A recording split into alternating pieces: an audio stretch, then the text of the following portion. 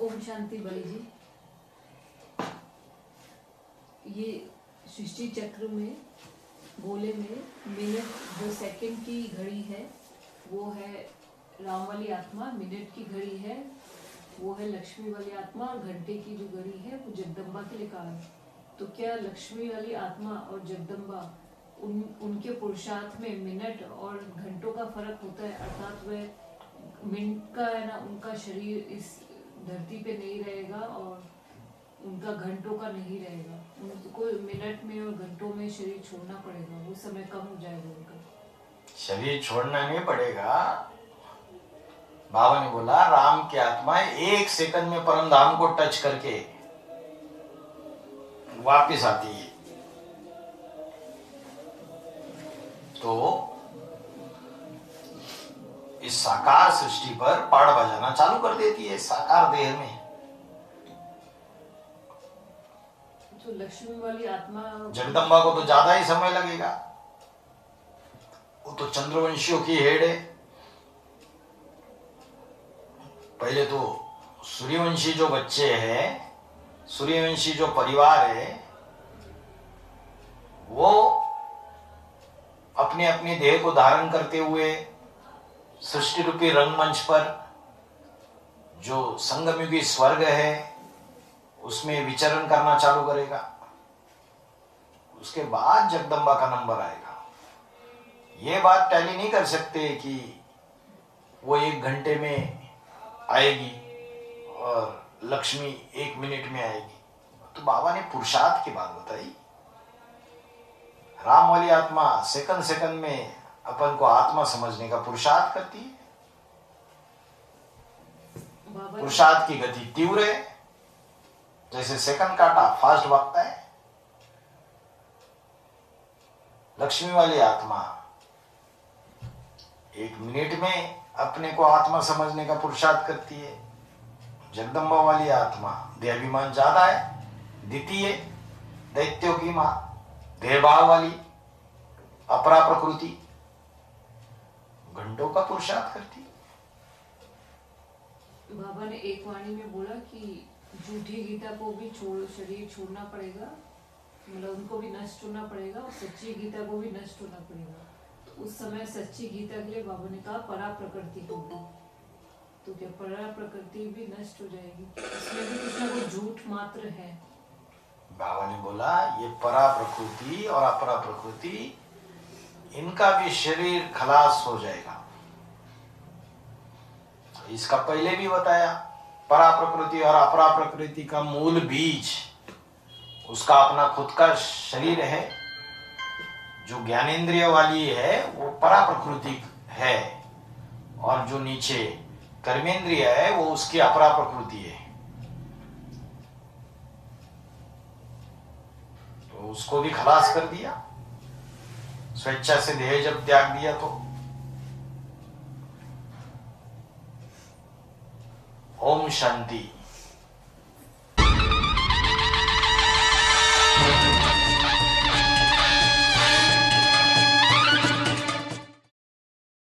ओम शांति। ओम शांति भाई जी। ओम शांति भाई जी। ओम शांति भाई जी। ओम शांति भाई। 3356 में कृष्ण वाली आत्मा के लिए बोला कि उसको रियलाइज होता है ये बात। राम वाली आत्मा तो अपनी बीज रूप स्टेज में टिक गई, तो उनको वो बीज रूप स्टेज में नहीं टिकी राम वाली आत्मा, वो पहले से बीज रूप स्टेज में टिकी हुई है 76 से ही।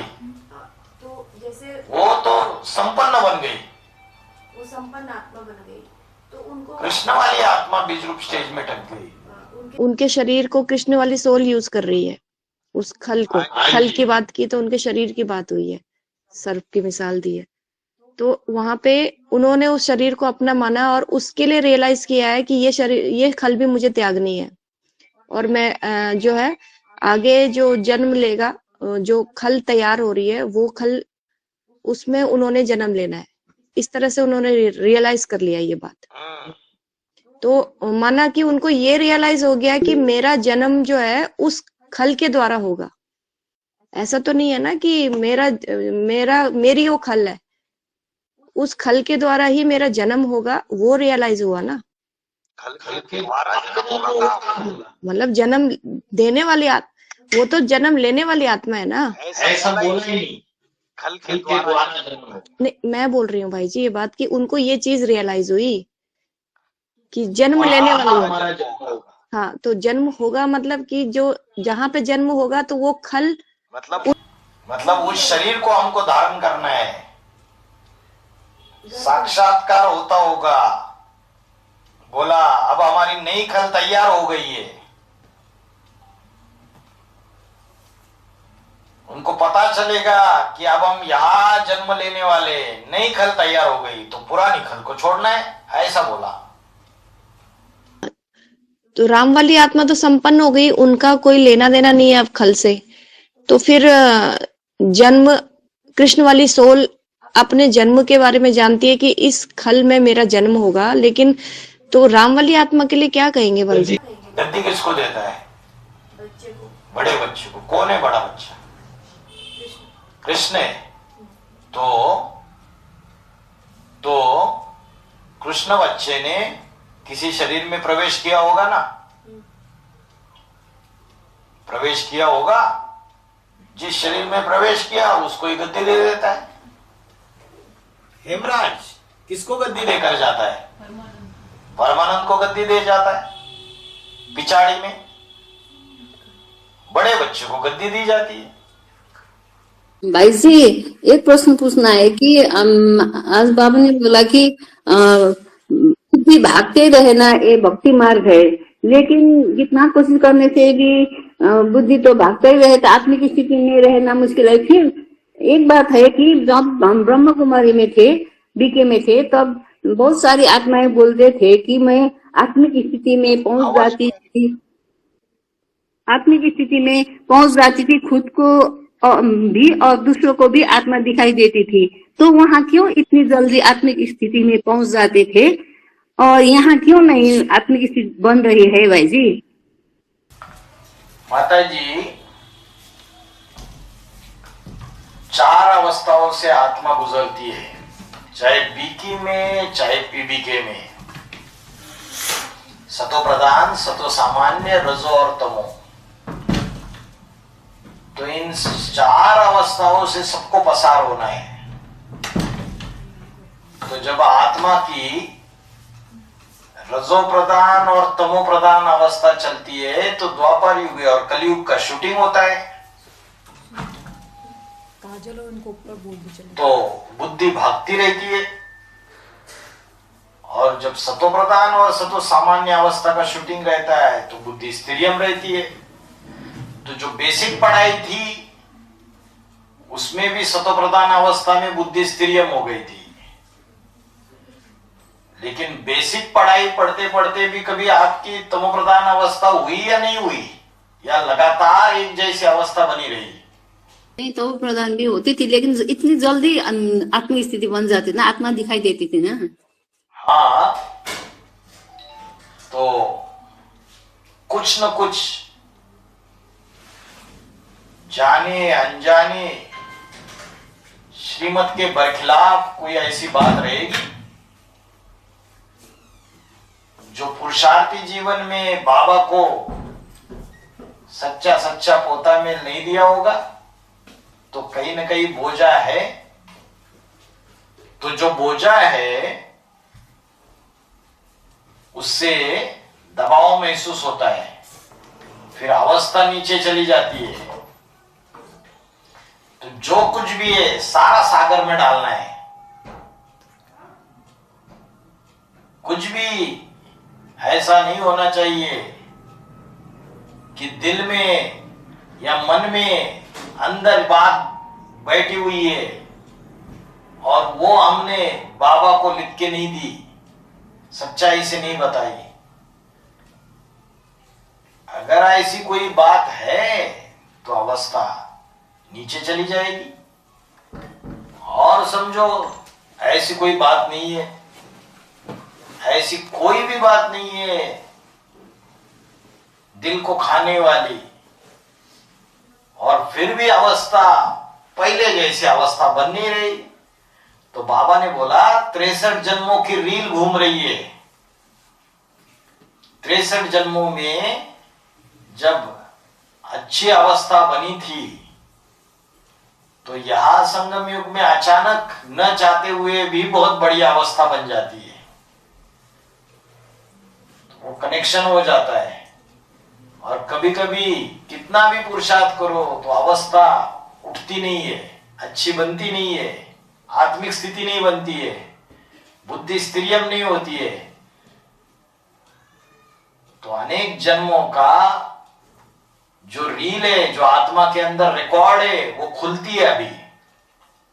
जैसे कुआं है, कुआं जब खोदते हैं तो पहले मिट्टी निकलती है, पत्थर निकलते हैं, कभी कभी थोड़े समय कुछ नहीं निकलता है, फिर निकलना चालू हो जाता है गंदगी। ऐसे ही बेसिक में कुछ समय अवस्था अच्छी रही, फिर जब आप एडवांस के स्टूडेंट बने तो आपका पढ़ाई की लेवल बढ़ गई, कॉलेज में चले गए, ऊंची पढ़ाई। और ऊंची पढ़ाई जब पढ़ेंगे तो बाबा ने बोला अगर रुस्तम से माया रुस्तम बन के लड़ाई लड़ती है तो जितने बड़े पुरुषार्थी उतना माया भी उतना जोर से वार करती है।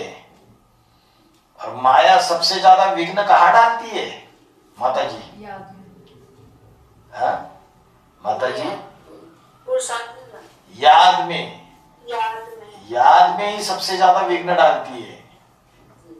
तो याद में विघ्न डालेगी तो अवस्था नीचे जाएगी। जितनी ऊंची बढ़ाई उतने विघ्न ज्यादा, उतनी परीक्षाएं ज्यादा। साधारण पढ़ाई पढ़ने वालों को इतनी परीक्षाएं नहीं। और फिर जितना ऊंचा पद पाएंगे उनकी परीक्षाएं उतनी ज्यादा। बड़ा कहो ना अति दुख पाओ ना।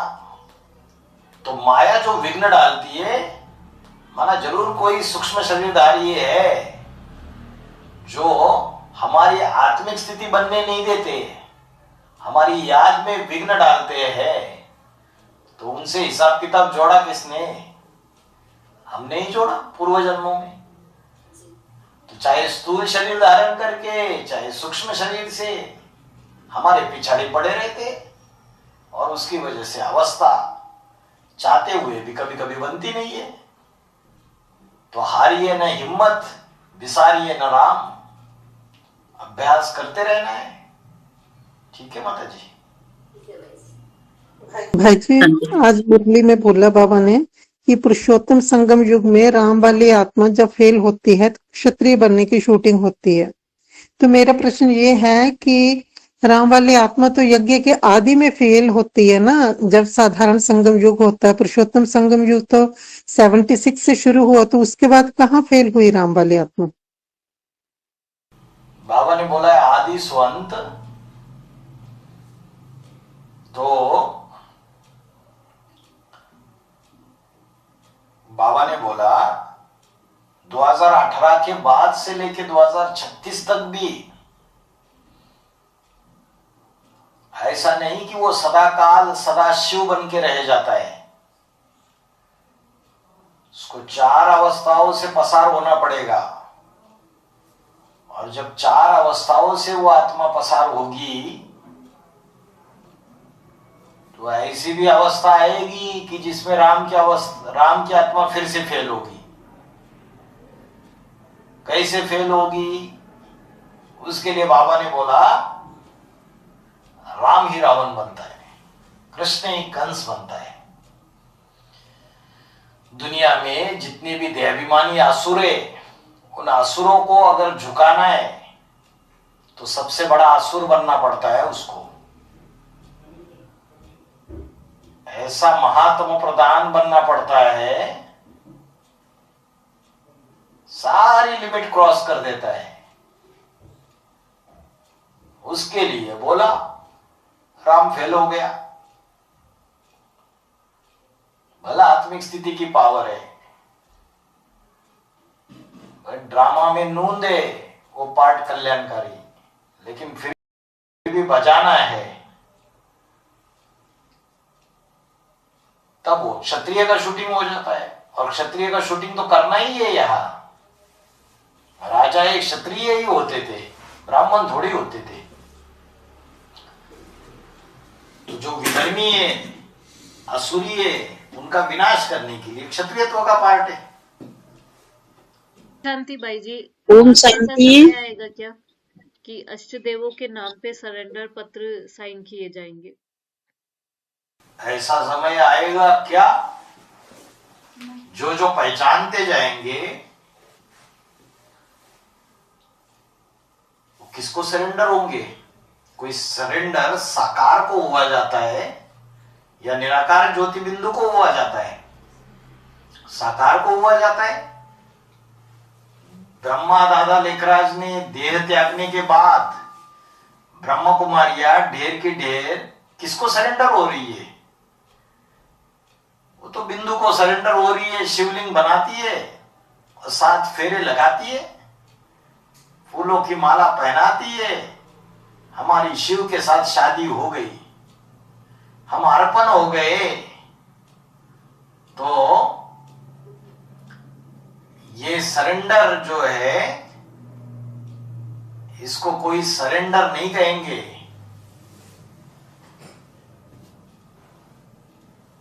साकार को समर्पण किया जाता है।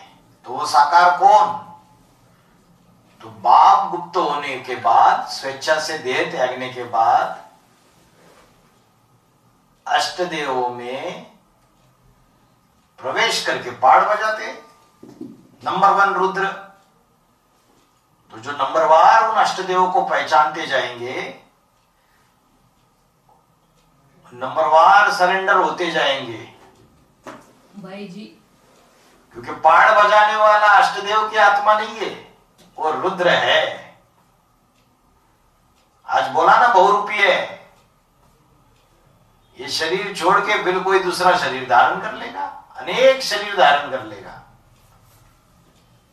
भाई जी, जिस प्रकार बाबा के शरीर त्यागने के ना तथ्य अब सामने आ चुके हैं, रिपोर्ट, तो अब जो सरेंडर पत्र बनेंगे किसी भी कहीं भी, तो उसमें वीरेंद्र दीक्षित जी का नाम उल्लेखित करना सही है? ये तो सरेंडर होने वाले समझे। बुद्धिमान बाप के बुद्धिमान बच्चे हैं, तो अपना निर्णय स्वयं ले। इशारे से समझते हो देवता, कहने से समझते हो मनुष्य, कहने के बावजूद भी नहीं समझते, वो सारे आसुरी संप्रदाय। भाई जी, सरेंडर होने की बात नहीं है। सरेंडर वर्ग के अलावा जो अपने अपने ग्रुप से मतलब जुड़े हैं अष्ट देवों के, वो मुखिया को निश्चय पत्र जैसे हम बाबा के लिए लिख कर देते थे, जगत पिता जगदम्बा के लिए कि माता पिता के रूप में हम स्वीकार करते हैं, ऐसे जो घर गृहस्थी में रहने वाले लेकिन जुड़े हैं, तो उनके निश्चय पत्र भी बनेंगे क्या? बनेंगे निश्चय पत्र।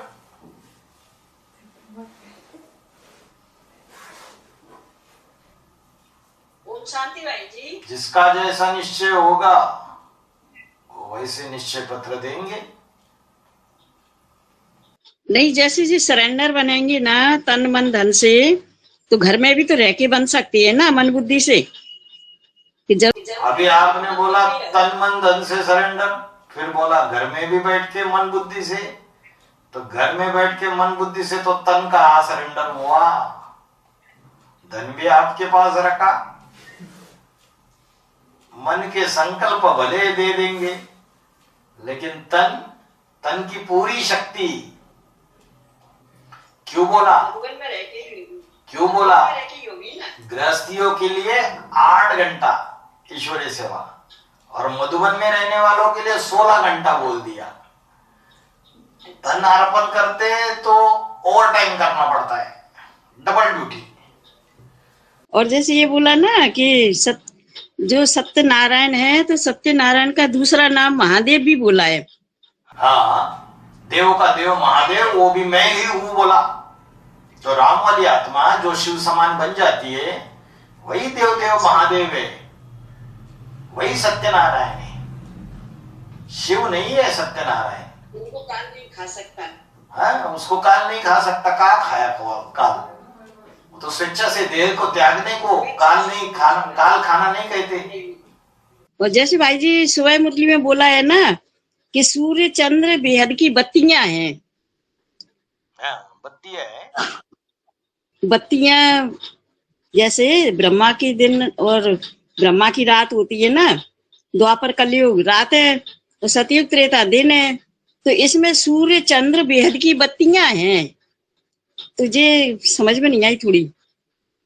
भेद की बत्ती है ये ना, प्रकाश देने वाली, ज्ञान का प्रकाश देने वाली भेद की बत्ती है। वो हद के बत्तियां होती है, वो हद का प्रकाश देती है। जड़ सूर्य जड़ प्रकाश देता है, जड़ चंद्रमा जड़ शीतल प्रकाश देता है, और भेद की बत्तियां भेद ज्ञान का प्रकाश देती है, योग की किरणें फैलाती है।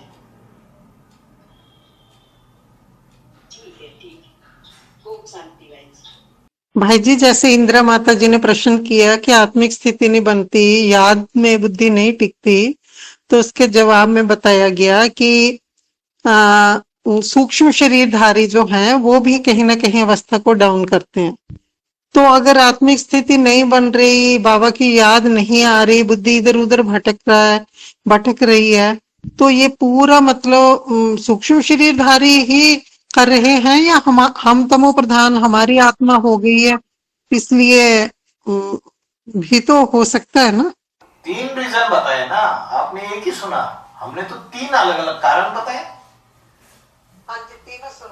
हाँ, फिर पहले ये भी तो बोला कि कोई ऐसे श्रीमत के बरखिलाफ काम किए जो दिल में खा रही है गलतियां, उसका सच्चा सच्चा पोता मेल देना है, खाली करना है। जरूर कुछ बोझा अपने ऊपर ले लिए, चाहे गृहस्थी का हो, चाहे कोई भी बात का हो, चाहे ईश्वरीय सेवा का हो, बोझा बाप को दे देना है। हमें निश्चिंत होना है, हल्कापन।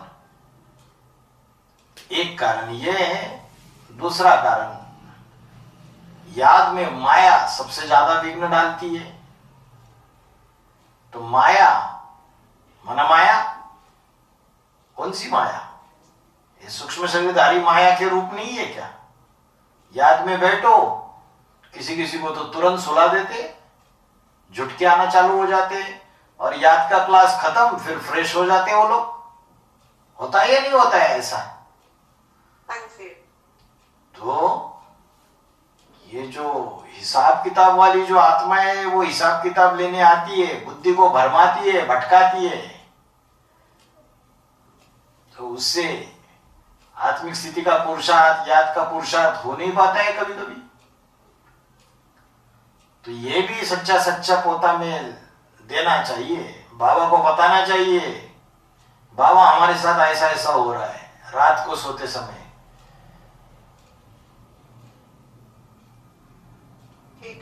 तो उन्नति होती जाएगी। भाई जी, ओम भाई जी, किसी का प्रश्न आया है कि साकार में निराकार को याद करना और निराकारी स्टेज वाले को याद करना, क्या दोनों से एक मतलब दोनों से सेम प्राप्ति होगी या फिर दोनों चीज अलग अलग है? दोनों चीज सेम है। साकार में निराकार को याद करना, निराकार ज्योति बिंदु को सूक्ष्म।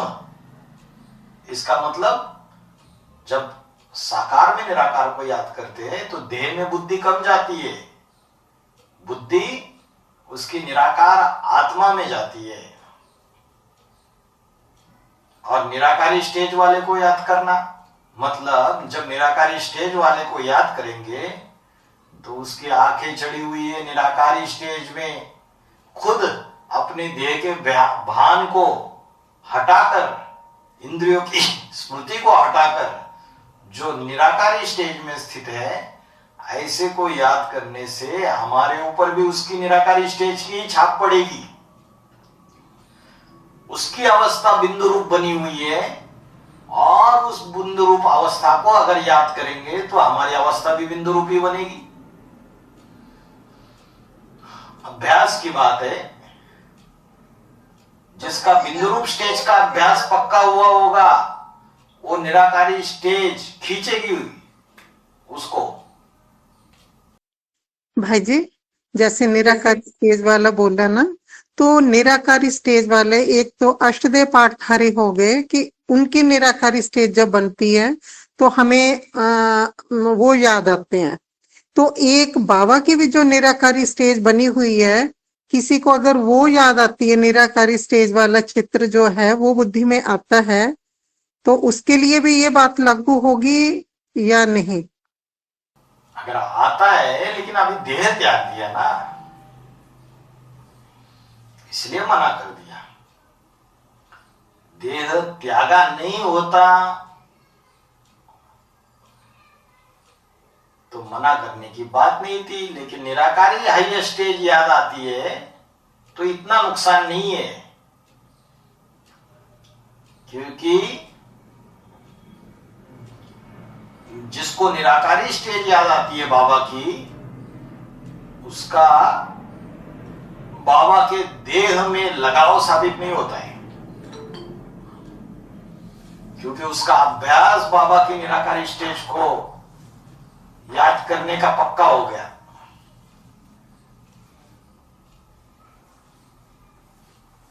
तो जो बिंदु रूपी स्टेज है बाबा की, उस स्टेज में टिकने का अभ्यास जो है वो ज्यादा फायदा करेगा। ओम शांति भाई जी। ओम शांति भाई जी। भाई जी, जैसे कि संगम युग में जो भी कन्याएं भागंती की शूटिंग करती है, तो उनका ब्रॉड ड्रामा कैसे दिखेगा? ब्रॉड ड्रामा में बड़ी बड़ी झांसी की रानी ताराबाई, योद्धा क्षात्राणी बनेगी वो, क्योंकि यहां संघर्ष किया संगम युग के शूटिंग पीरियड में, तो कोई साधारण पुरुषार्थी होगा या कोई पावरफुल पुरुषार्थी होगा? पावरफुल होगा तभी जाके हिम्मत की। तो साधारण आत्माएं ऐसी हिम्मत नहीं कर पाती। तो यहां हिम्मत का कदम बढ़ाया तो वहां भी बड़े बड़े हिम्मत के कार्य करेगी। ताराबाई, झांसी की रानी, अहिल्याबाई होलकर, ये सारे रुद्रमाला के मन के हैं। और भाई जी कि जैसे निगेटिव संकल्प जल्दी सिद्ध होते हैं और पॉजिटिव संकल्प हम बार बार बार करते हैं, फिर भी वो सिद्ध नहीं होते, तो ऐसा क्यों? क्योंकि निगेटिव संकल्प करने वाले जो सूक्ष्म शरीरधारी अंदर बैठे हुए, निगेटिव संकल्प चलाते, उनकी एकाग्रता ज्यादा होती है। पॉजिटिव संकल्प हमारी आत्मा करती है, हमारी दृढ़ता और एकाग्रता कम होती है। उनकी एकाग्रता ज्यादा होती है, वो बच्चे हैं, इसलिए बोला जहां जीत वहां जन्म। क्यों माँ बाप के घर में जन्म लेते हैं? क्योंकि जीत पाते हैं पुरुषार्थ में। इसलिए माँ बाप को बच्चों के दास दासी बनना पड़ता है, उनकी टट्टी पेशाब साफ करनी पड़ती है।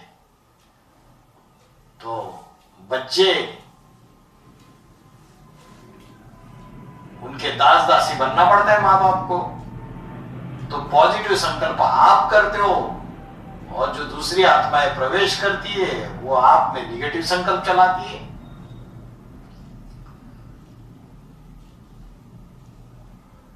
उनकी पावर ज्यादा है तो वो सिद्ध हो जाती है, उनकी एकाग्रता और दृढ़ता की शक्ति। आप कमजोर पड़ जाते हो। तो शंकर ने बैल के ऊपर सवारी बाद में की या पहले से ही बैल पे सवार था? बाद में हाई जंप लगा के बैल के ऊपर सवारी की। वो बैल माना जानवरियत की निशानी। वो जो ब्रह्मा, जो बैल बुद्धि है, वो उसमें सवार होता था शंकर के ऊपर, बार बार सवार होता था, और जो नहीं काम करने वो काम उससे करवाता था। इसलिए बोला गधे को बार बार नहलाओ धुलाओ, फिर भी देहाभिमान की मिट्टी में लेटता रहता है। तो ऐसे सूक्ष्म शरीरधारी प्रवेश नहीं कर रहे हैं क्या? तो नंबर 1 ये जानवरियत बुद्धि वाले जो सूक्ष्म शरीरधारी है, कम कला वाले, ब्रह्मा की आत्मा 16 कला संपूर्ण, और अष्टदेव में भी कम कला वाले नारायण प्रवेश कर रहे हैं। इस्लाम धर्म का कम कला वाला नारायण इस्लाम धर्म के अष्टदेव में प्रवेश कर रहा है। क्रिश्चियन धर्म का कम कला वाला नारायण क्रिश्चियन धर्म के अष्टदेव में प्रवेश कर रहा है। तो वो जानवरियत बुद्धि वाले नहीं है। वो जानवरियत बुद्धि वाले वो उल्टे संकल्प चलाएंगे, लेकिन उनकी प्यूरिटी अगर ज्यादा होगी तो वो पूरे हो जाते। इसलिए शंकर हाई जंप लगाता है, फिर बैल पर सवारी करता है। मतलब जानवरियत जो है बैलबाजी करने की, उसके ऊपर विजय प्राप्त कर लेना। वैसे ही हर एक देवता का एक एक वाहन दिखाते हैं। किसी की भेड़ के ऊपर सवारी, किसी की उल्लू के ऊपर सवारी, किसी की हाथी के ऊपर सवारी। ये जानवरियत है अंदर जो, उसके ऊपर विजय पाने की बात है। तो अभी सबकी विजय हो रही है नहीं, हार भी हो रही है। कभी कभी बैल, कभी कभी दूसरे दूसरे जानवर जो जैसे जैसे प्रवेश कर रहे हैं वो हावी हो जाते हैं, और जिस जो पुरुषार्थी है बीज रूपी आत्मा वो फेल हो जाता है। इसीलिए उनके निगेटिव संकल्प पूरे हो जाते हैं और आपके पॉजिटिव संकल्प पूरे नहीं हो पाते, क्योंकि हमारा जो पुण्य का पगड़ा है वो अभी पूरा भारी नहीं है। जन्म जन्मांतर के पाप सिर पर है, 63 जन्मों के पापों का प्रभाव ज्यादा है, पुण्य का प्रभाव कम है।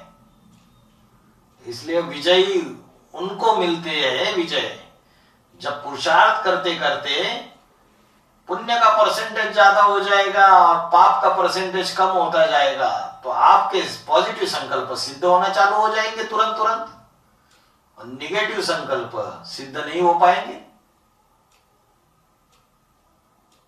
समझ में आया? अभी पुण्य का प्रभाव बढ़ाने के लिए हम क्या करना है? आत्मिक स्थिति में ही स्थित होना है ना, तब उनका असर नहीं होता है ना। आत्मिक स्थिति में स्थित होना है, ईश्वरीय सेवा का स्टॉक जमा करना है। जितनी सेवा करेंगे उतना क्या होगा? विश्व कल्याण की सेवा करेंगे, दूसरों के लिए करेंगे, तो पुण्य का खाता जमा होता जाएगा। आत्मिक स्थिति में स्थित होते जाएंगे तो पाप कर्म भस्म होते जाएंगे। जो सतयुगी लक्ष्मी नारायण बताए हैं, संगम युगी लक्ष्मी नारायण, तो वो तो नारायण के साथ लक्ष्मी दिखाई है, तो जो बहुत ही अच्छी बात है। पर जो उल्लू के ऊपर लक्ष्मी दिखाई है वो क्यों? इसलिए जो जिनकी बुद्धि धन कमाने में लगी हुई है वो सारे उल्लू है। संगम युग में जब भगवान बाप आते हैं तो धन के पीछे भागते रहते, धंधा धोरी, पैसा कमाना, लाखों करोड़ों इकट्ठा करना। जैसे उल्लू उल्टे लटकते हैं पेड़ पे, रात को दिखाई देता है उनको, दिन में नहीं दिखाई देता। हाँ, रात के अंधेरे में दिखाई देता है। सूर्य जब ज्ञान प्रकाश दे रहा है तो उनको दिखाई नहीं देता है। अच्छा। तो उनकी बुद्धि धरनी की तरफ रहती है, उल्टे लटके होते हैं। माना जो भौतिक दुनिया है उसमें बुद्धि लगी हुई है, धन कमाने में बुद्धि लगी हुई है। आत्मा का ध्यान करने में, ज्ञान का मनन चिंतन मंथन करने में बुद्धि नहीं लगी हुई है। हाँ, ऐसे जो उल्लू है, ऐसी आत्माएं जो है उल्लू जैसी, बड़े धनवान, ऐसी आत्माएं लक्ष्मी वाली आत्मा से प्रभावित हो जाती है। तो जैसे लक्ष्मी वाली आत्मा सवार होती है उन लोगों के ऊपर। भाई जी कल की मुरली में बताया कि ये 10 साल हैं जो इसी टाइम पीरियड में ही होना है कि मार्शल लॉ लगेगा, मिलिट्री शासन होगा इन 10 सालों में, तो मतलब 28 तक।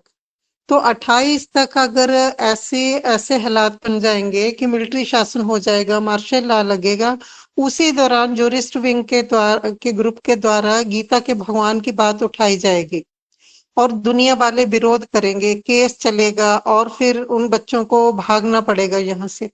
मेरे मन में प्रश्न ये है कि मिलिट्री शासन होगा, इतने मतलब अंदर से बाहर भी नहीं निकल पाएंगे, तो गीता के भगवान की बात को जब हम बच्चे उठाएंगे तो दुनिया वाले विरोध करेंगे, केस चलेगा। तो ऐसी परिस्थितियों में जैसे ईरान इराक में अभी लड़ाई लग रही है, ऐसी सिचुएशन यहाँ होगी तो किसी को क्या पड़ी है कि कृष्ण है गीता का भगवान या शंकर? जरूरी थोड़ी है कि सारा घटनाक्रम एक साथ चलेगा, और जरूरी थोड़ी है कि 2028 तक ही मार्शल लॉ लगेगा।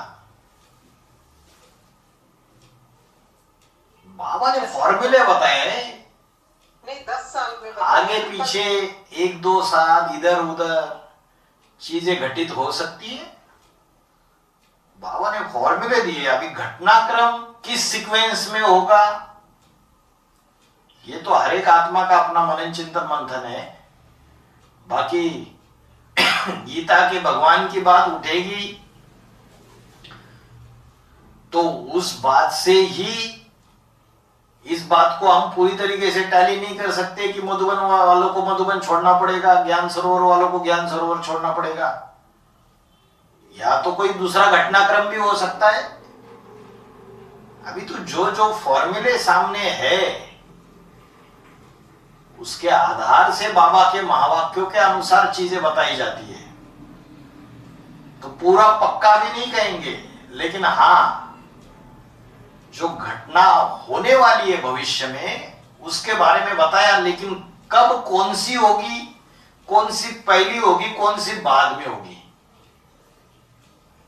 इसका पक्का नहीं है।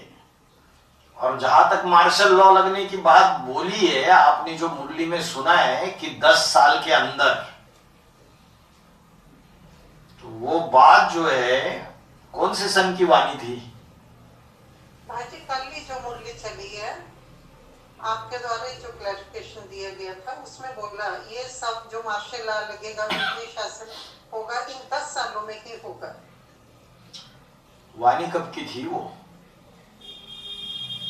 2026 से 10 साल तो नहीं बोले क्लैरिफिकेशन के। हाँ वो 2026 अभी चल रहा है तो इन 10 सालों में होगा ऐसे बोला माता जी, वो क्लैरिफिकेशन की बात थी। अच्छा मैंने सोचा आदि में जो 10 नहीं साल नहीं में नहीं ही अंत में। नहीं,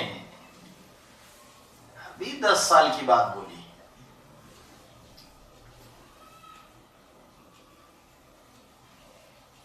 अभी तो बहुत कुछ देखना है दुनिया वालों को।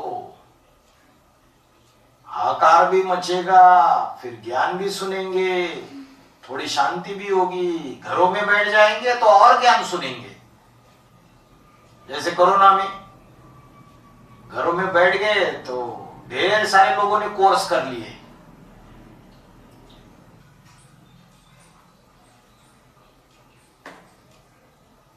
ओम शांति। ओम शांति भाई जी। ओम शांति भाई जी। ओम शांति भाई जी। ओम शांति भाई ओम शांति भाई जी। ओम शांति भाई जी। ओम शांति भाई जी। ओम शांति भाई जी।